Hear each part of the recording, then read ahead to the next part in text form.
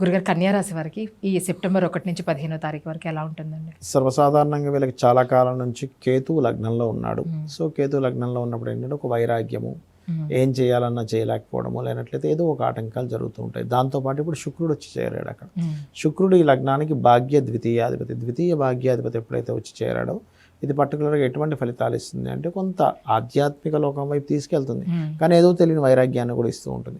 At a same time ఇది finance and తండ్రికి కారకుడు అయ్యాడు కాబట్టి తండ్రికి సంబంధించిన ధనము, తండ్రికి సంబంధించిన ఆస్తి, తండ్రికి సంబంధించిన ఏదైతే ఉంటుందో ధన సంబంధించిన విషయాలు, ఆ విషయాల్లో కొంత స్ట్రెస్ అనేది ఏర్పడుతూ ఉంటుంది వీరికి.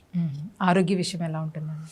ఆరోగ్యపరంగా చూసుకుంటే ఒక రకంగా చెప్పాలంటే ఆరోగ్యాన్ని మనం 5వ స్థానము, 4, 6, 3 కలిపి చూసుకుంటాం. ఎందుకంటే రోగనిరోధక శక్తి అది తగ్గడము, పెరగడము అనేటువంటి దాని మీద ఉంటుంది. కాబట్టి ఇక్కడ అనారోగ్య సూచనలు చాలా మటుకు తగ్గుతాయని చెప్పాలి. ఎందుకంటే 6లో ఉండేటువంటి శని భగవానుడు వక్రించి పంచమంలోకి వస్తున్నాడు. సో అదొక రకంగా పాజిటివ్ సైన్ అని చెప్పుకోవాలి. కాబట్టి పంచమంలోకి వచ్చినప్పుడు ఏం చేస్తాడంటే కొంచెం మందత్వాన్ని కూడా ఇస్తాడు, అంటే మర్చిపోవడాలు లాంటివి చేస్తూ ఉంటాడు. అదొకటి కొంచెం చూసుకోవాలి.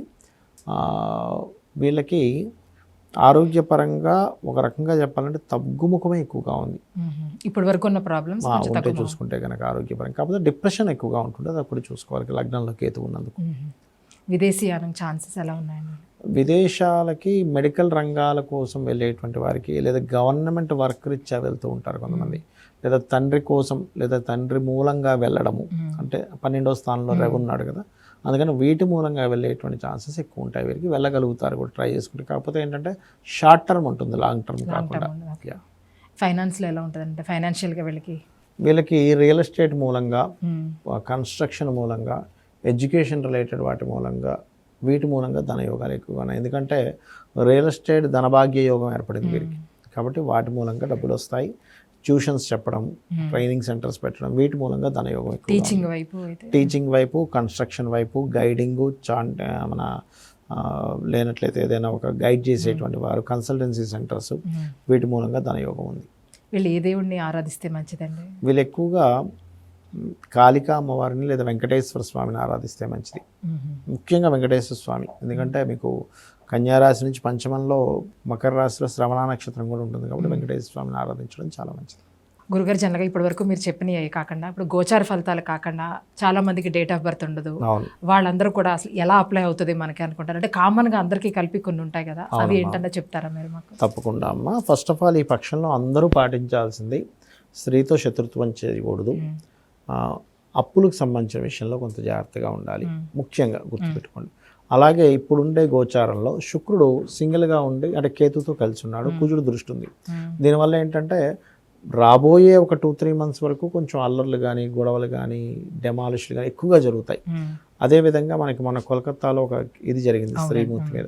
అలాగే ఇప్పుడు శుక్రుడు కేతువుతో ఉన్నప్పుడు మీరు కనుక చూసుకున్నట్లయితే, అంటే మనం స్టాటిస్టిక్స్ కనుక తీసినట్లయితే సర్వసాధారణంగా ప్రతి 15 నిమిషాలకు ఒక రేప్ కేసు జరుగుతుంది. అది ఫైల్ అయినవి, ఫైల్ కాని ప్రతి 4-5 నిమిషాలు కూడా జరుగుతుంది. ఇలా శుక్రుడు పాడైనప్పుడు చూసుకున్నట్లయితే ప్రతి 2 నిమిషాలు కూడా జరుగుతుంది. నేను రీసెర్చ్ చేశాను దాని మీద. ఎందుకంటే శుక్రుడు స్త్రీకారకుడు, ఇట్లాంటి అవాంఛనీయ సంఘటనలు పాడైనప్పుడు జరుగుతాయి, పాపగ్రహాలతో కలిసినప్పుడు కానీ, కేతువుతో ఉన్నప్పుడు కానీ, నీచర్ పడినప్పుడు కానీ. కాబట్టి కాస్త ఈ పక్షంలో ముఖ్యంగా ఈ నెల 18వ తేదీ వరకు కొంచెం ఆడపిల్లల్ని పంపించొద్దని చెప్తాను నేను. సింగిల్గా ఎక్కడికైనా సరే పంపించేటువంటి విషయాలు కొంచెం కొన్ని ప్రదేశాలకు అది. అలాగే మరొకటి ఏంటంటే ఇక్కడ మనం గోచార ఫలితాలతో పాటు వాళ్ళ పర్సనల్ చార్ట్ కూడా చూసుకోవాలి ఎప్పుడు కూడా. ఇప్పుడు date of birth, time of birth లేని వాళ్ళకి ఇప్పుడు నేను చెప్పినవి చేసుకుంటూ సూర్య నమస్కారాలు చేసుకుంటే చాలా మంచిది, శుక్రకేతు గ్రహాల దగ్గర చేసుకుంటే చాలా మంచిది. అయితే వీటితో పాటు మనకి జన్మజాతకంలో ఇది గోచారం అనేటువంటి దానికి జన్మజాతకానికి ఎంత తేడా ఉంటుందంటే, మన పర్సనల్ చార్ట్ అనేటువంటిది ఏదైతే ఉందో మనం పూర్వజన్మలో చేసినటువంటి కర్మ ఆధారంగా ఉంటుంది. అంటే లగ్నం ఉందనుకోండి, లగ్నాన్ని బట్టి వాళ్ళ స్ట్రెంగ్త్ ఏమిటని తెలుస్తుంది. ఇప్పుడు కూడా మన స్ట్రెంగ్త్ మనకు తెలియాలి. నేను ఇందులో స్ట్రాంగ్, నేను ఇందులో వీక్ అని తెలిస్తే వాళ్ళు స్ట్రాంగ్ ఉన్న దాంట్లో నిలబడతారు. అలాగే వీళ్ళకి ప్రతి జాతకానికి ధనం ఎందులో వస్తుందని ఉంటుంది. గోచారం ఇవ్వడం వేరు, వాళ్ళకి పర్సనల్గా దేంట్లో ఉంది అంటే వాళ్ళు సినిమా ఫీల్డ్లో రాణిస్తారా, లేనట్లయితే రియల్ ఎస్టేట్లో రాణిస్తారా, లేకపోతే బిజినెస్లో రాణిస్తారా, గవర్నమెంట్ జాబ్లో రాణిస్తారా, ఇలా ఉంటుంది. అందులో పర్టికులర్గా వీళ్ళకి చేసే ప్రయత్నం ఎందుకు సక్సెస్ అవ్వట్లేదు అంటే కొన్నిసార్లు ఏమవుతుందంటే వీళ్ళకి జాతకం కొంత బాగున్నప్పటికీ వీళ్ళున్న గృహం బాగోదు. అంటే వాళ్ళ పేరు ఇచ్చే ఏ డైరెక్షన్స్లో ఉండాలి, ఇంట్లో ఎటువంటి జాగ్రత్తలు తీసుకోవాలి ఇంటి విషయంలో అనేటువంటి మనం చాలా వీడియోలు చెప్పాం గతంలో. అలాగే వీళ్ళకి ఒక్కొక్కసారి ఏమవుతుందంటే చాలామంది అయ్యో వివాహం అవ్వట్లేదండి, ఉద్యోగం రావట్లేదండి అని బాధపడుతుంటారు. ఎప్పుడైనా గుర్తుపెట్టుకోండి, ప్రతి జాతకానికి కూడా 3 నుంచి 5 సార్లు వివాహం అయ్యే యోగం ఏర్పడుతుంది. అది ఎప్పుడు వస్తుందో తెలుసుకుని ఆ టైంలో కనుక వీళ్ళు ప్రయత్నం చేసినట్లయితే సక్సెస్ అవుతుంది. అంటే మీరు అనేది ఒక జీవితకాలంలో 3 to 5 టైమ్స్ వస్తుంది ఆ టైం అనేటువంటిది. అలాగే 3 to 5 టైమ్స్ చేయకూడని సమయాలు కూడా వస్తాయి. చేయకూడని సమయంలో వివాహం చేయడం వల్లే వాళ్ళ పర్సనల్ చార్ట్లో వాళ్ళు ఇబ్బందులు ఎదుర్కొంటారు. ఒకటి యోగం ఉంటుంది వివాహ జీవితంలో ఇబ్బంది పడాలని, ఒకటి చేయకూడని సమయంలో చేస్తారు. చేయదగే సమయం కొన్ని ఉంటాయి. అంటే సప్తమాధిపతి గురు దృష్టిలో ఉండడం కానీ, సప్తమాధిపతి గోచారంలో బాగుండడం కానీ, వీళ్ళ జన్మజాతకంలో సప్తమం యాక్టివేట్ అయ్యేటువంటి గ్రహాల స్థితిలో ఉండడం కానీ జరిగినప్పుడు దట్ ఈస్ గుడ్ టైం. అది తెలుసుకొని చేయాలి ఎప్పుడైనా సరే. అది మనకి పర్సనల్ చార్ట్లో తెలుస్తుంది. రెండవది, కొంతమంది ఉద్యోగం కోసం ప్రయత్నం చేసుకుంటుంటారు కానీ ఉద్యోగం రాదు. దానికి కారణం ఏంటంటే, ఒకటి ఉద్యోగం చేసే సమయం ఆసనం అవ్వదు. అలాంటప్పుడు ఏదైనా ఒక చిన్న జాబ్లో సెట్ అయిపోవాలి ఫస్ట్. వాళ్ళు చదువుకున్న దాన్ని బట్టి ఒక 1 lakh శాలరీ వస్తేనే చేస్తూ అంటారు కొంతమంది. అలా కాకుండా 50-60 ఎంత వచ్చినా జాయిన్ అయిపోవాలి. లేదా కొంతమందికి ఎలా ఉంటుందంటే ఉద్యోగ యోగమే ఉండదు, వ్యాపార యోగం ఉంటుంది. అంటే వాళ్ళకి ఏంటంటే ఒక దగ్గర ఉద్యోగం చేయడం కాదు, వీళ్ళే 10 మందికి ఉద్యోగం ఇచ్చే యోగంలో ఉంటారు. అలాంటప్పుడు వీళ్ళు వేరే దగ్గర ఉద్యోగం చేద్దామని వెళ్ళినప్పుడు వీళ్ళకి రాదు అది, ఎందుకంటే ఆ యోగం కాదు కదమ్మా. కాబట్టి అది మెయిన్గా ఏంటని చూసుకోవాలి. ఎందుకు ఉద్యోగం రావట్లేదు, నా తలరాత ఇంతే అనుకోవడం కాదు.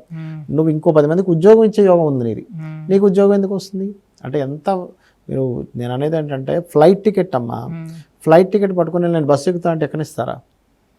కానీ మనకి ఫ్లైట్ యోగం ఉందని తెలుసుకోవాలి. జాతచక్రంలో బాబు నీది ఫ్లైట్ టికెట్, ఇది ఫ్లైట్లో వెళ్ళే యోగం పెట్టుకుని నువ్వు బస్సు ఎక్కుతా అంటావేంటి? బస్సులో రానివ్వరు.